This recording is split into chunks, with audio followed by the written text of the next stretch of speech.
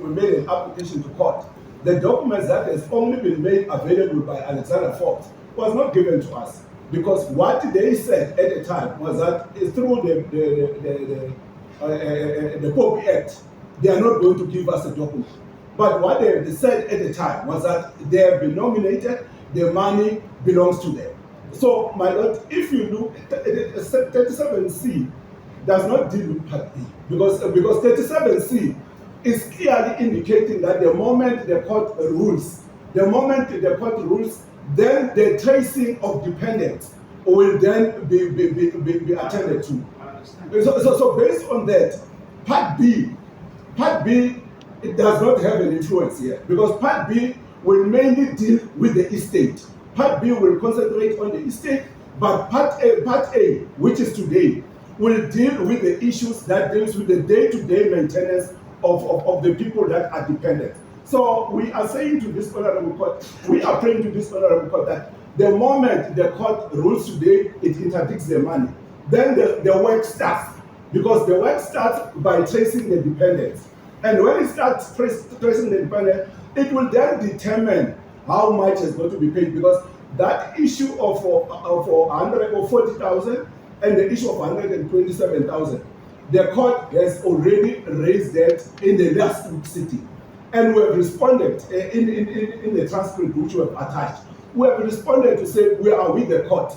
It will not be for the court to determine that 127 must be paid to the university, but it will be for the trustees to sit and determine that. And also, the issue of Part B, as I've indicated, is not influenced, my lord, by Part A, because once the court agrees that Section 37 applies, then the work starts. But that it is declared that the body or administrator responsible for the distribution of that benefit must act in accordance with Section 37C, and exercise its discretion to allocate the benefit equitably among the dependents and anonymity as required by law. That it be declared that the benefit payable under annuity does not fall under the regulated scope of Long-Term Insurance Act of 1998 for the purpose of determining the distribution of that benefit. That it is declared that the living annuity purchased with the deceased special fund proceeds falls within the ambit of Section 37 of the Pension Funds Act. Thank you, Mr. Thank you for reminding me. That's exactly what I read. So, my question is this: can I most ever possible the one what you're asking there, if that is actually part really of the application where all the parties also together?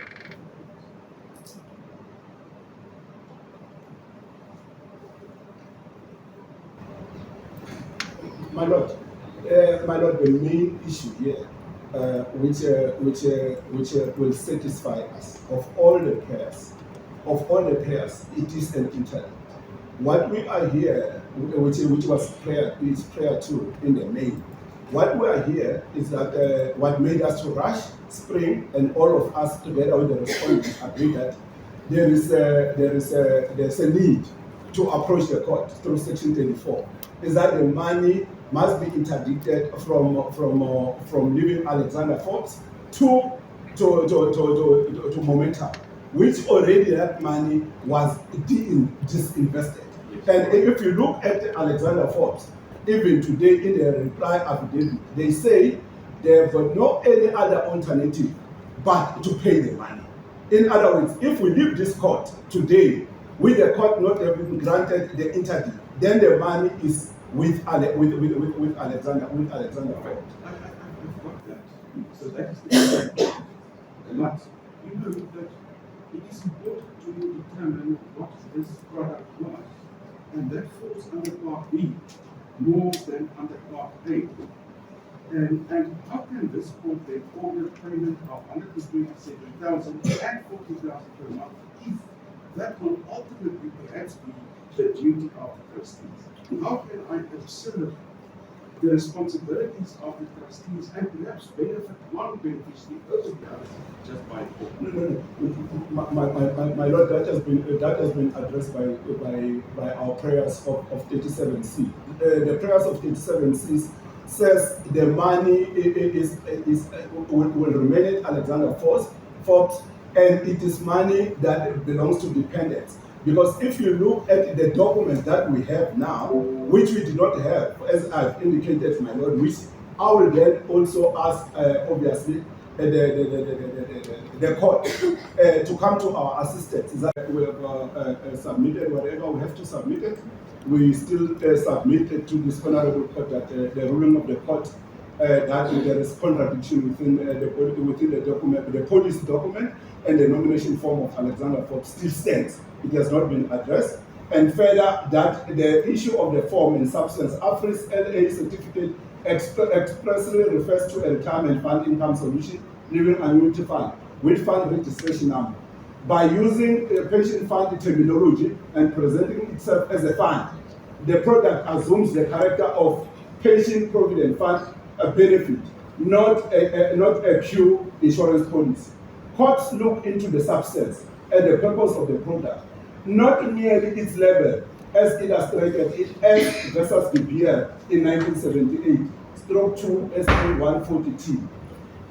In integration with retirement, the living annuity in this case was pursued with the retirement fund structure and directly with the private insurer by free choice.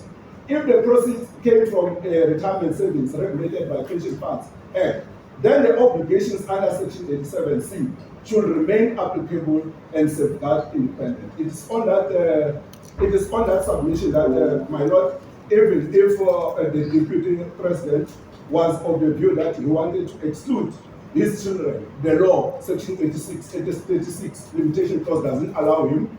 The Section 36 clearly spells out that any decision has to be reasonable and justifiable. Now the question is on reasonableness.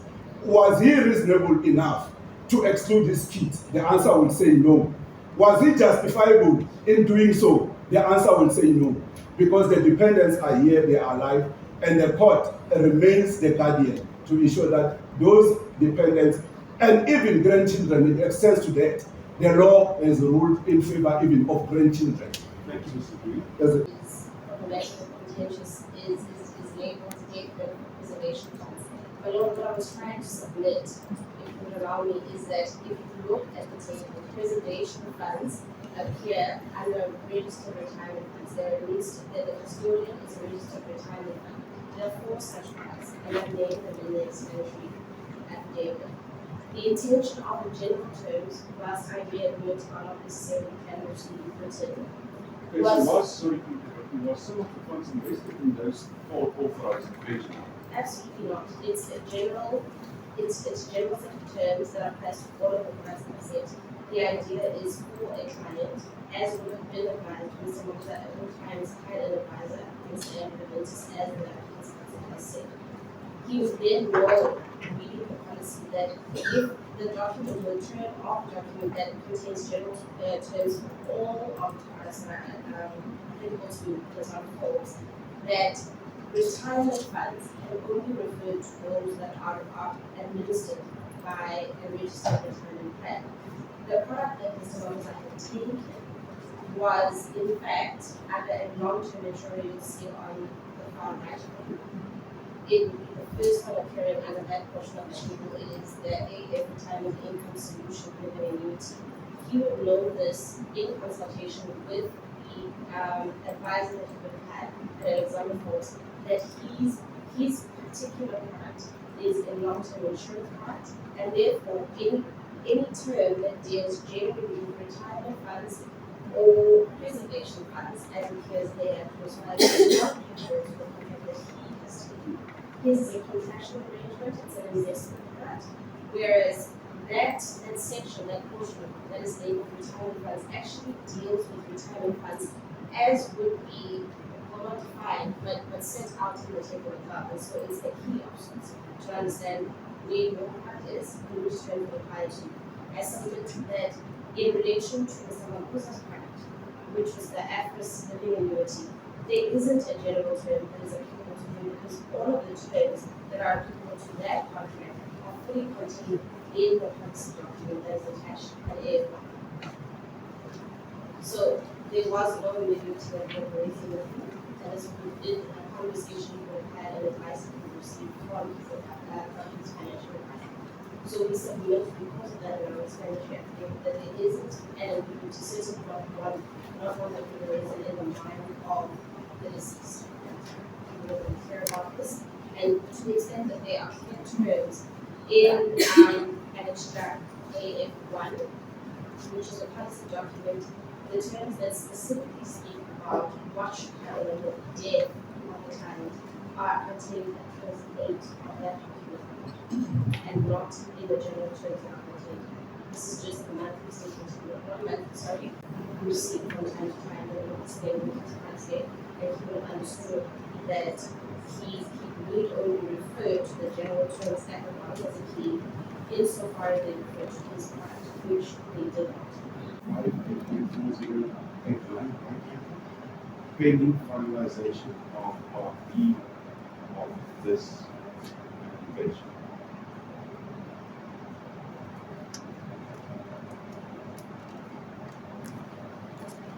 Two, the second respondent ordered to pay the costs of the applicants and the first respondent occasioned by the hearing of, what was the date in last Tuesday?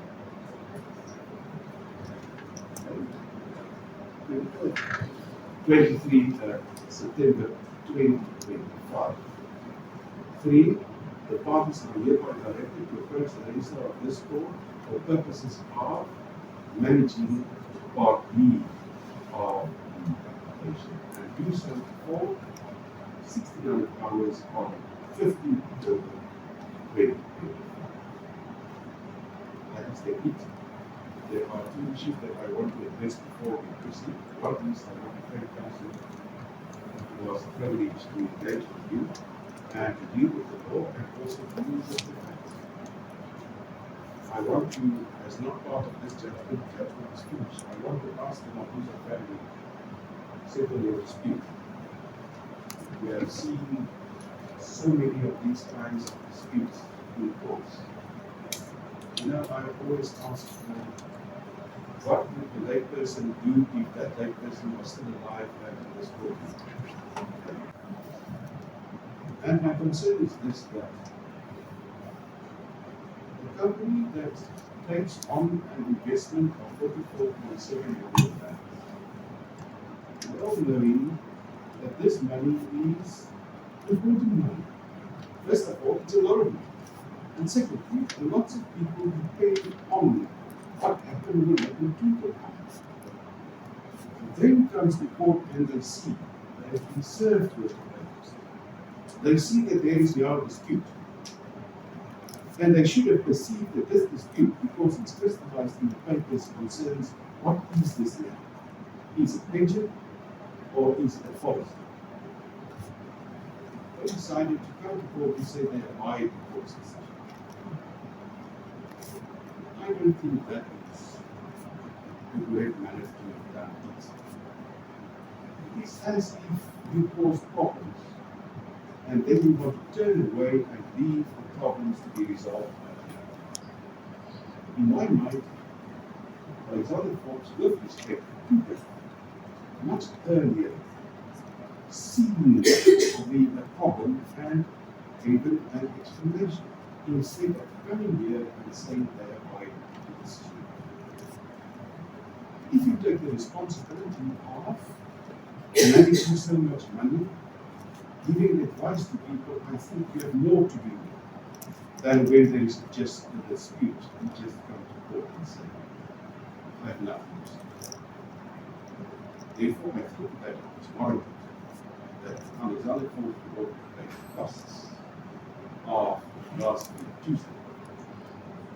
I'm not going to order costs on a punitive scale only because they said they do not oppose the application, but they will.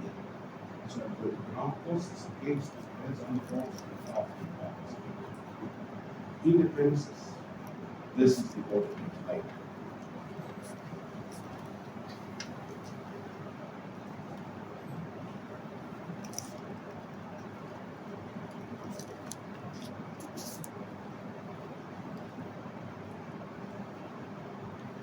The second respondent is hereby interdicted and restrained from disinvestment,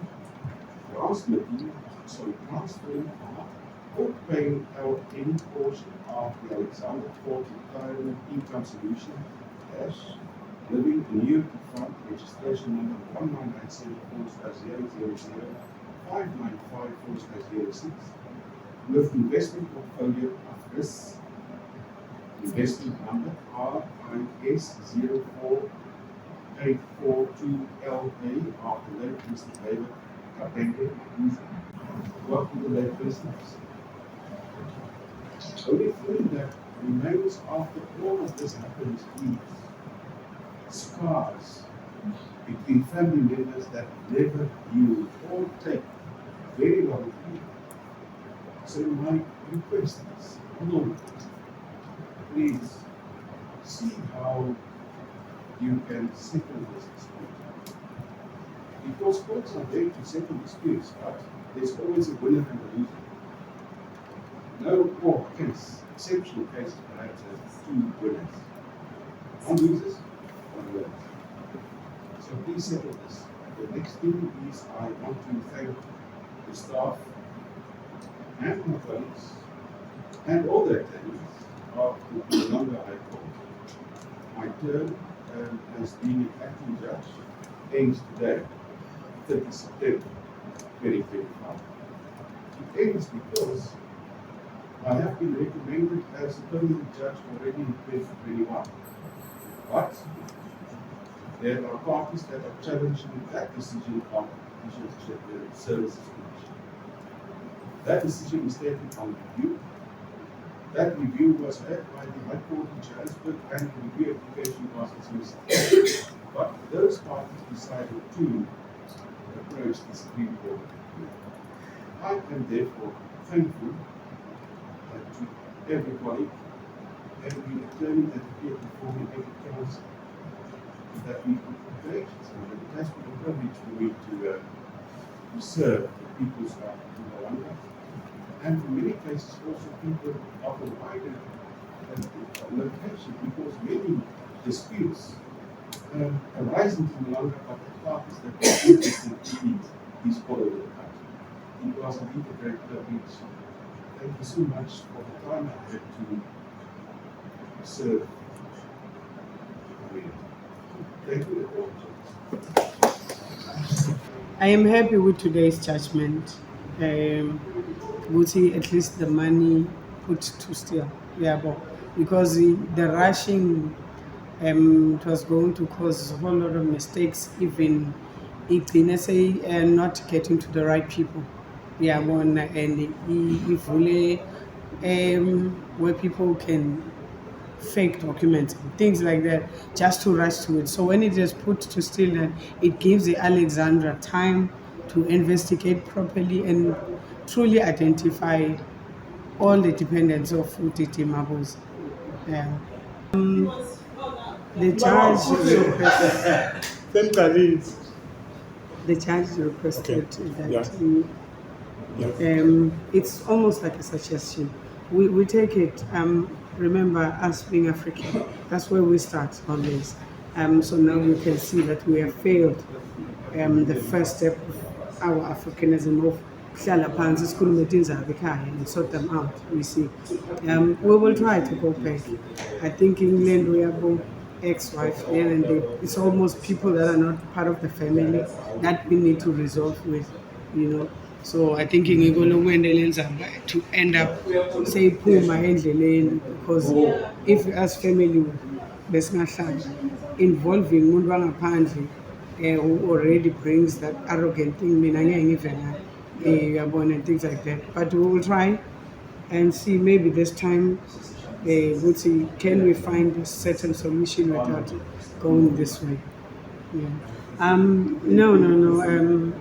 The fact of us being in public, his family in public, his things in public, discussed in public, I know our father wouldn't be proud. He's been a private person. Ama issues akhulunywa ngaye azaphele angakaveli and comment outside. So that the way he did things, and now in a short space of time after he has won completely everything he stood for and address things when it comes to media. it has gone haywire. So there's nothing much we can do at this moment. We are riding along because the things are already on this space. Yeah, but so hopefully moving forward. Yeah, but although some of my questions that maybe you guys as media still want to know, but I'm hoping most of the things now can be dealt with outside from the public. As a family, we are so happy about the judgment that the money not be touched until Alexander Forbes Abuya. Now more evidence would see why Ms. Mnisi be the sole beneficiary. So as a family, we are happy and this is what we wanted to see. Wanted to hear from the court. I think the judgment now, I can say, is going our way. That imali ayisitotshwe ingabhadali, so that ekugcineni justice ibeyendeka la ebantwaneni. All of them actually, including Mrs. Child. When I'm here, I'm not excluding her child. Auntie wabo bonke labantwana. So the judgment here today, I think he be at our favorable side as a family. Going forward, how I wish that this matter can be fast-tracked, because we have kids, like I said earlier, that some of them are not working. Their father used to give them money for food. Some they are staying, they must pay rent. Yeah, and the other one, that is Tamara, she's at school. So that is where I just felt that maybe delaying this process is not going to be fair for some of the kids. But what you can say, law is law. We need to follow all the processes until the end. The issue of us as a family sitting down and talk and try to resolve this, I think it's not going to work, because now it's a Mabuza family against one person. So as a family, Mabuza, Sis and Bandwana, we are one, we are united. It's not that one person who decided to be selfish and greedy. So now I think we are very much comfortable if the case can be resolved here in court, not anyhow. Knowing Mabuza himself have tried by all means to keep you away from the media as family. Yes. After this, that now you're all over in courts, over. Do you think you have done justice to him, or will you have loved this? I think justice now is not about my brother. If my brother was so scared of media, he should have done better with his money. So now she hated media. Here we are now. We are all over the media because my brother was not fair to his kids, actually. But now we are left with no choice but to face all this, just for the justice to be done.